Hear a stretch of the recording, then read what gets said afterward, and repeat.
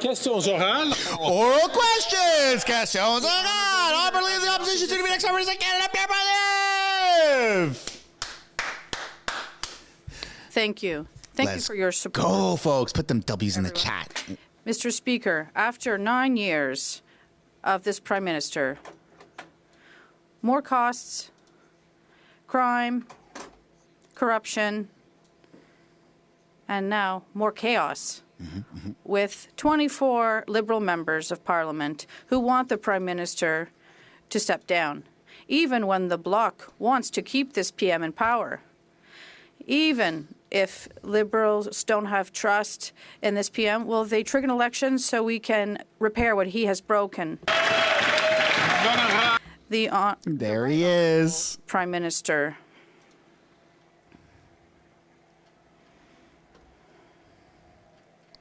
Wow, they muted the microphone. I guess they're clapping in French. They're clapping in French. How do you clap in French? The Liberal team, just like what the hell was that? What the heck was that?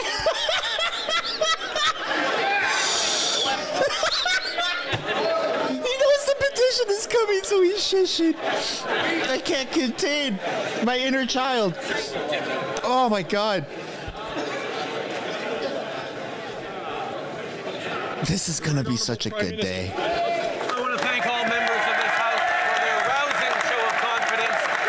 I have to say, the Liberal Party, as is the Liberal government, totally united on holding the Conservative Party to account. The Conservatives are all standing up now, laughing. Programs, cut services, cut initiatives that will help Canadians grow the economy, keep inflation down, and make sure there's a strong, prosperous future for all Canadians. That's what we're focused on. While Conservatives focus on petty politics, we'll stay focused on delivering for Canadians.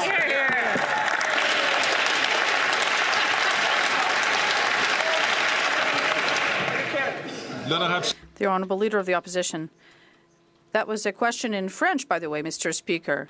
24 Liberal members recognize that this Prime Minister is not worth the cost, the crime, the corruption, and now the chaos. Finally, today, they needed to muzzle half of these members at the caucus, forcing some of them to go to the bathroom to send text messages to the journalists telling them what's going on at the caucus. Oh. The Liberal members know what Canadians have already knew, that the Prime Minister is not worth the cost, the crime, and the corruption. When will the elections be? The Right Honourable Prime Minister. Mr. Speaker, while the Conservatives are concerned with division and personal attacks, we're focused on the fact that we have to deliver for Canadians, deliver dental care for seniors, deliver more daycare spots, deliver investments in a greener economy and creating jobs for the future. The Conservatives are offering austerity and cuts. That's not what Canadians need. We need a government to be here to invest in their future, and that's exactly what we're doing, because confident governments invest in their citizens, and that's exactly why our economy is improving so much. The Honourable Leader of the Opposition. Mr. Speaker, after 9 years of this Prime Minister, costs are high. Housing costs have doubled. The national debt has doubled. Housing costs are out of control, and the Parliament is paralyzed with corruption that the Prime Minister is trying to hide from Canadians. And now there are at least 24 Liberal members of Parliament who are saying that the Prime Minister needs to resign. In addition, immigration is out of control. He cannot fix what he's broken while he's facing a rebellion. Can he trigger an election right now? Prime Minister, Mr. Speaker, all Canadians clearly see that the Conservative leader is only offering cuts and austerity and empty slogans. They need solutions, and that's why we're putting forth solutions for dental care, investments in a green economy, investments to attract worldwide companies in fintech through electric vehicles, AI, and quantitative technology. We're going to be here to invest in the future of this company and focused on the future, while the Conservatives just want to bring us back to the Stone Age.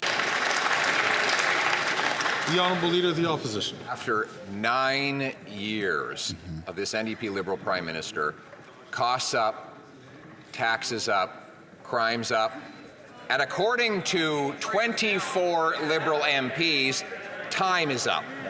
This Prime Minister has doubled housing costs, doubled the national debt, given us the worst economy in the G7.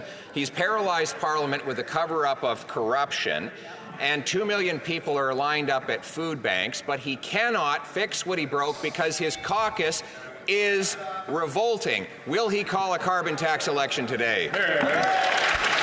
You know what to do, chat. Throw them W's down below.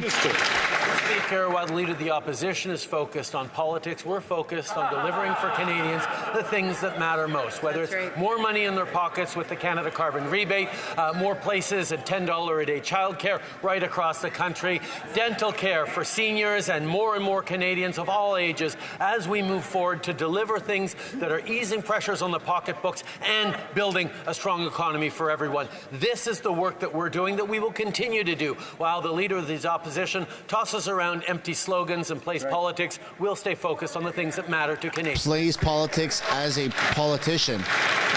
The Honourable Leader. What an insult. 24 Liberal MPs went to his caucus today to tell him that he's not worth the crime, cost, or corruption. They wanted to tell him that he's doubled housing costs, doubled the national debt, sent 2 million people to the food banks, but he wouldn't let them. He silenced half of the dissidents. In fact, some were intimidated so much so that even Rosemary Barton, the Prime Minister's favorite journalist, said people don't have phones in the room and some people are going to the bathroom texting us. Mr. Speaker, will the Prime Minister text those dissident Liberal MPs, tell them to come out of the bathroom and tell the whole world that he's not worth the cost? The Honourable Prime Minister. Speaker, in our caucus, people have always been free to speak their mind and have different perspectives. What is interesting, Mr. Speaker, is nobody in the Conservative caucus seems to have spoken out when one of their members got an all-expenses-paid trip to an extreme anti-abortion church in Florida. Nobody spoke out. Well, one of the members on their front bench went and dined with white nationalists, far-right German nationalists, and nobody spoke up and is continuing to speak up when their leader refuses to get a security clearance so he can deal with foreign interference.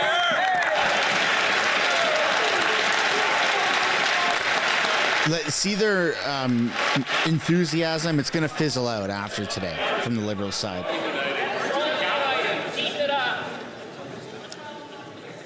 The Chair is, knowing that today is Wednesday, has been relatively tolerant of a lot of calls from both sides of the House. I'm going to ask members, please not take the floor until they are addressed by the Speaker, to do that so that we can hear the questions, we can hear the answers. Hey, at least he didn't try to mute the microphone. Chambly. Mr. Speaker, I think that it is more honourable to leave all the Liberal troubles to them. But I'll talk about another phenomena: intimidation, corporal punishment, and lack of confidence in science. Is the PM concerned that the situation at Bedford School in Montreal, because of religious intransigence, is concerning? The Right Honourable Prime Minister. Mr. Speaker, the Bloc Leader knows full well that on this side of the House we respect provincial jurisdiction with respect to education, but we're always going to be here to defend freedom of expression and to defend fundamental freedoms that all Canadians have rights to. And these are freedoms that ensure that we are a free, democratic, and open country with values that are always on the forefront. The Honourable Member for Belleuil-Chambly.